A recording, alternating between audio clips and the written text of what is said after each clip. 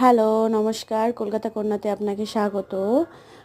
আজকে দুপুরবেলা লাঞ্চে আমি ভাত আর তরকারি করেছিলাম, যেহেতু বাচ্চাকে দিতে হবে, তো এত তেল মশলা খাবার তো দেওয়া যায় না।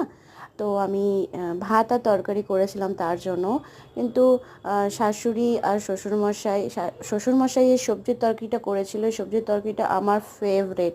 এটা কালো জিরে দিয়ে করে আর কাঁচা লঙ্কা দিয়ে অসাধারণ লাগে। এখানে বিভিন্ন রকমের এটা পাঁচ মিশালি সবজির তরকারির মতন কিন্তু একদমই লাগে না, কিন্তু অনেক ধরনের সবজি দিয়ে এটা করে। আর ডিমের তরকারিটা আমার শাশুড়ি রান্না করেছিলেন। আমার এই সবজির তরকারিটা দারুণ লাগে, এটা ঝাল ঝাল খেতে বেশি ভালো লাগে। তো সকলের জন্যই তো রান্নাটা হয়, আমি ঝালটা বেশি খাই, তাই এই জন্য আমি কাঁচা লঙ্কা এক্সট্রা নিয়ে নিয়েছি।